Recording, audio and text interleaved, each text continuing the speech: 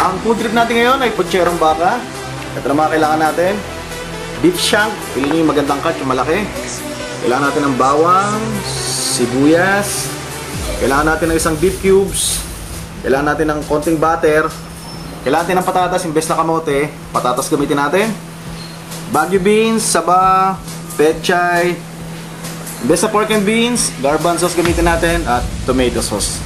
Okay, umpisa na natin. Okay, una natin gagawin. Palambutin lang natin yung beef shank natin. Ating tinatawag. Then, lagyan natin ng beef cube. Lagyan din natin ng konting sibuyas. Konting bawang. Okay.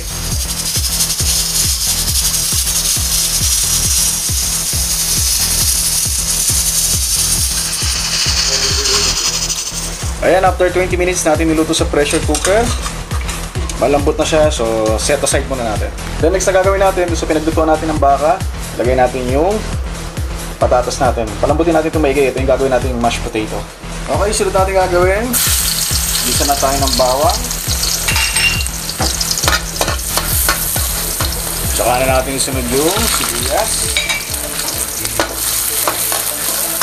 Saka natin ilagay ngayon yung garbanzos. Hindi natin alagay mga konti lang. Ayan, okay na. Then, saka natin ilagay yung beef shank natin. Saka tayo kukuha ngayon ng sabaw. Ito sa pinagpakuluan natin. Ayan.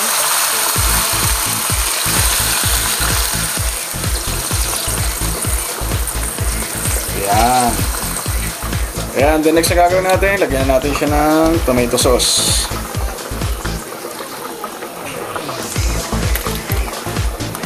Halo lang natin.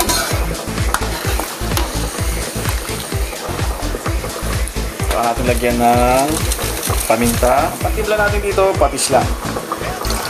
Ayan. Ayan, then ilagay na natin yung saba natin.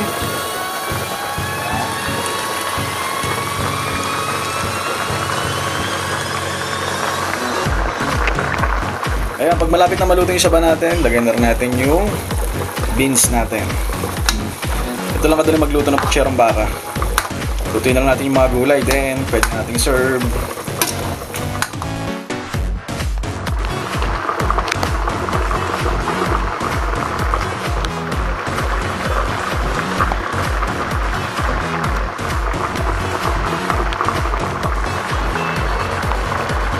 Ayan, pagluto na yung beans natin, lagay natin pechay natin. Yun, meron tayong putserong baka. Yummy, oh.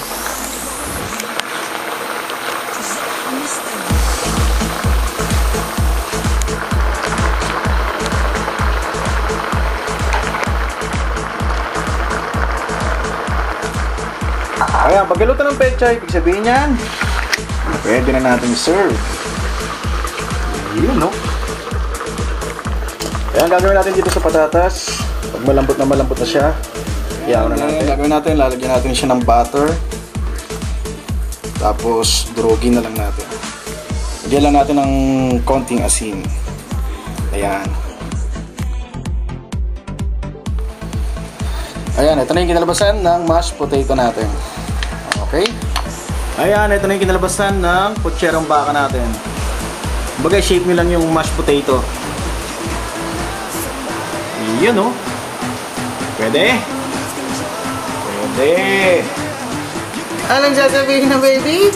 Kain tayo! Kainin mo na yan. Ewan ko lang, hindi ka mabusog dyan.